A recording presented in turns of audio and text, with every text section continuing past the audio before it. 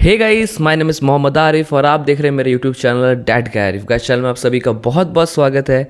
और आज के इस वीडियो में आपसे बहुत ही एक अच्छी टॉपिक के बारे में बात करने वाला हूँ। आप में से जो बच्चे आईजीआईटी सारंग में एडमिशन लेना चाहते हैं या फिर वहाँ बीटेक करना चाहते हैं, तो आप सबके लिए इन्फॉर्मेशन होना बहुत ज़रूरी है। आज मैं आपसे डिस्कस करने वाला हूँ, जैसे कि आपने थंबनेल में भी देख लिया होगा कि मैं आपसे एक ही वीडियो में आईजीआईटी सारंग के जो हॉस्टल है उसके बारे में पूरा इन डेप्थ वीडियो बनाने वाला हूँ।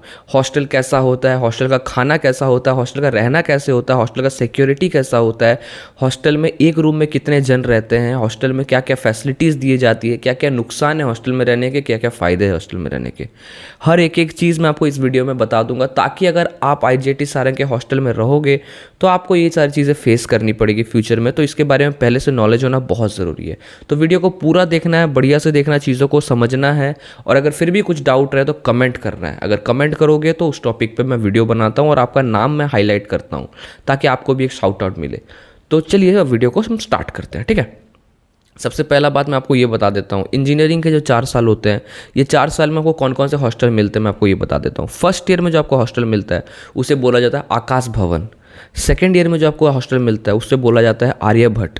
थर्ड ईयर में जो आपको हॉस्टल मिलता है उसे बोला जाता है ब्रह्मोस। फोर्थ ईयर में जो आपको हॉस्टल मिलता है उसे बोला जाता है सूर्या भवन या फिर ब्रह्मोस। ये दोनों में से आप कौन सा हॉस्टल आपको मिल सकता है, ठीक है।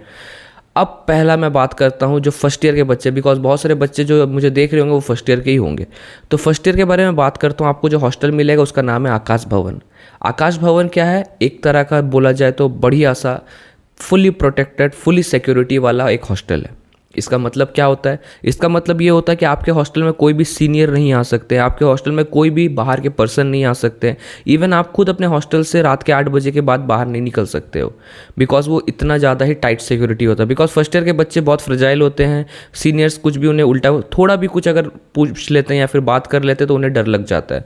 इसीलिए इस सबको मद्देनजर रखते हुए किया गया है, ये हॉस्टल को काफ़ी सिक्योर बनाया गया है। प्रॉपर बाउंड्रीज है, प्रॉपर सिक्योरिटी है, प्रॉपर टाइमिंग्स है एंड प्रॉपर सारे फैसिलिटीज़ दिए जाते हैं। तो हॉस्टल के मामले में अगर रेटिंग दिया जाए तो 10 के में मैं इसे रेटिंग दूंगा 7.5 का। अब बात है 7.5 का रेटिंग क्यों दे रहा है भाई, ज़्यादा रेटिंग दे दे।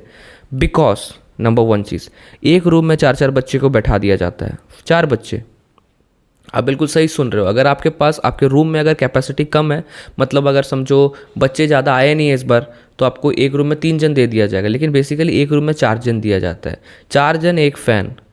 थोड़ा सा गर्मी का माहौल ज़्यादा हो जाता है। चाहो तो एक टेबल फ़ैन खरीद लो, वो सबसे बेटर होता है। बिकॉज टेबल फ़ैन रहेगा तो आपको अपने में हवा मिलेगी। वो एक छोटा सा प्रॉब्लम होता है, तो मैं आपको वो भी चीज़ें बता देता हूँ। छोटा छोटा प्रॉब्लम ही सबसे इंपॉर्टेंट होता है, बाद में फिर आप बोलोगे भैया मुझे ये बताया नहीं। सेकेंड चीज़ है फूडिंग। आकाश भवन का जो फूड है, मैं ये नहीं बोलूँगा कि बहुत ही अच्छा है, बहुत लजीज फूड है, बिल्कुल नहीं। बहुत ख़राब फूड है, बिल्कुल नहीं। फूड कहाँ लाइक करता है? एवरेज। अब एवरेज का मतलब क्या होता है? जिस दिन नॉनवेज होता है उस दिन थोड़ा बहुत खाया जा सकता है, जिस दिन वेज होता है उस दिन क्वालिटी बहुत ही ज़्यादा पुअर होती है, ठीक है। मतलब खाना ठीक ठाक है, मैं बोलूँगा बहुत ही अच्छा लाजवाब नहीं है, ठीक ठाक है। लेकिन अगर आप स्टूडेंट कंप्लेन करते हो तो खाने में क्वालिटी में चेंज आ सकती है। बिकॉज जो मेस मैनेजर होता है, अगर आप उसे कंप्लेन करोगे, अगर वो आपका कंप्लेन नहीं सुन रहा है तो आप जाके सीधा कंप्लेन कर सकते हो अपने जो HODs है या फिर अपने जो कॉलेज के जो जितने भी सुपीरियर पोस्ट में जो उन्हें जाके कंप्लेन कर सकते हो कि मेरा एडमिनिस्ट्रेशन में जाके कंप्लेन कर दो कि सर हमारा आकाश भवन में खाना अच्छा नहीं है। तो वो खाने के जो मैनेजमेंट है उसे चेंज कर देंगे, ये कोई बड़ी बात नहीं है, ठीक है। तो खाने के बारे में बता दिया, एवरेज खाना है। रहने के बारे में बता दिया, रहना ठीक ठाक है, लेकिन एक रूम में 4 जन। दूसरा पॉइंट क्लियर हो गया आपका, ठीक है। थर्ड पॉइंट के बारे में बात करता हूँ, रेस्ट्रिक्शंस। रेस्ट्रिक्शंस सही है कि 8 बजे के बाद अपने जो हॉस्टल है उसे आप बाहर नहीं जा सकते, लेकिन कुछ परमिशंस लेके आप बाहर जा सकते हो। लेकिन मेरे हिसाब से बाहर जाना बिल्कुल भी सही नहीं है। 8 बजे के बाद आपको बाहर निकलना नहीं चाहिए, ठीक है। बहुत बोलोगे अरे यार हम लोग तो कॉलेज में एंजॉय करने आया था, तो फिर ये क्या बर्डन हमें दे रहे हो? अरे भाई बर्डन नहीं है, चीज़ों को समझो। आप जब हॉस्टल में जाओगे आपको समझ में आ जाएगा, कॉलेज में जब पढ़ने जाओगे ना वहाँ आपको एहसास हो जाएगा क्यों बच्चों को रात को 8 बजे के बाद बाहर नहीं निकाला जाता है। ये चीज़ के बारे में भी ध्यान रखो। एक तो डिसिप्लिन भी पैदा करता है, वो एक अलग बात है, ठीक है। तो ये भी पॉइंट आपका क्लियर हो गया। लास्ट पॉइंट जिसके बारे में आपसे बात करने वाला हूँ, क्या आपको आकाश भवन में रहना चाहिए? और अगर आपको आकाश भवन नहीं मिलता तो क्या? देखो भाई, सबसे पहला चीज़ तो मैं आपको ये बता रहा हूँ, अगर आपको एक हॉस्टल वाले एनवायरनमेंट में रहना है, थोड़ा रेस्ट्रिक्शंस के साथ अगर आपको रहना है, थोड़ा डिसिप्लिन के साथ आपको रहना है, तो आप हॉस्टल वाले एनवायरनमेंट में रह सकते हो। लेकिन अगर आपको थोड़ा अच्छा फैसिलिटीज़ चाहिए, थोड़ा रूम अच्छा चाहिए, मतलब समझो एक रूम में 2 जन वाले रूम चाहिए, एक जन में 3 जन वाले शेयरिंग वाले रूम चाहिए, तो आप अपने कॉलेज के जस्ट गेट के बाहर देखना बहुत सारे हॉस्टल वहाँ पर अवेलेबल है जो कि प्राइवेट हॉस्टल्स है। प्राइवेट हॉस्टल्स का मतलब क्या होता है, एक ओनर है जिसने एक घर बनाया है जिसमें वो बच्चों को रेंट में घर देता है, ठीक है। आप वो घर भी रेंट में ले सकते हो। उसका जो रेंट होता है वो कितना होता है, आई थिंक 1500 से लेकर 2000 तक उसका रेंट होता है। उसका रेंट वैरी करता है, बिकॉज जब मैंने पढ़ाई की थी उस टाइम में शायद 1500 था, अभी शायद रेंट वैरी हो गया होगा, ठीक है। ये चीज़ का भी ध्यान आप रख सकते हो कि अगर आपको आकाश भवन नहीं मिलता तो आप बाहर में जाके भी रह सकते हो।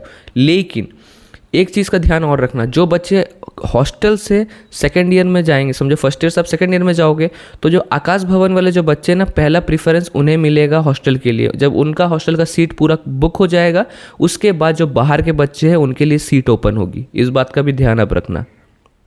मतलब जैसे समझो अगर आप आकाश भवन में हो, ठीक है, तो अगर आप सेकेंड ईयर में आर्यभट्ट में जाओगे, सेकेंड ईयर के हॉस्टल में जाओगे, तो वहाँ पर ही पहला प्रेफरेंस आपको मिलेगा। मतलब आकाश भवन के सारे बच्चे आर्यभट्ट में जाएंगे, उसके बाद जो बाहर में जो बच्चे रह रहे हैं उनको चांस मिलेगा। अगर कोई सीट वैकेंट हो गया, कोई बेड वैकेंट हो गया, तो उनको चांस मिलेगा वहाँ पर ही भर्ती होने का। वो भी CGPA बेसिस पे होता है, ठीक है। अगर आपके मार्क्स अच्छे रहेंगे तो आपको मिलेगा।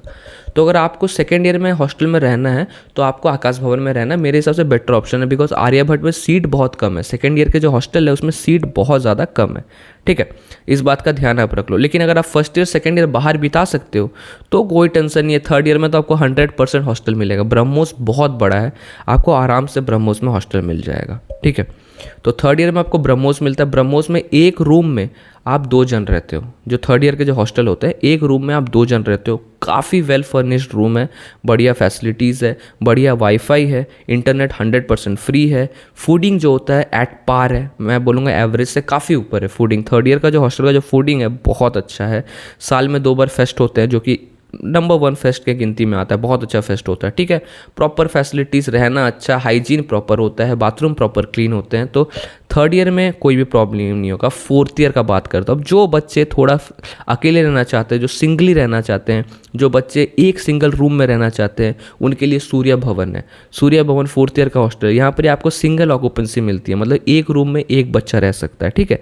बहुत ही बढ़िया छोटा छोटा रूम है, कोजी रूम है, एक इंसान के लिए काफ़ी सफिशिएंट है। Internet at the highest speed, जो मैंने जो 4 साल में जो मैंने नोटिस किया है, सबसे फास्टेस्ट और सबसे अच्छा इंटरनेट आपको सूर्य भवन प्रोवाइड कर सकता है। उससे फास्ट आपको कोई प्रोवाइड नहीं कर सकता है, पहला पॉइंट। दूसरा पॉइंट, जो फूड है बहुत बेस्ट फूड है, बिकॉज नंबर ऑफ स्टूडेंट्स कम है।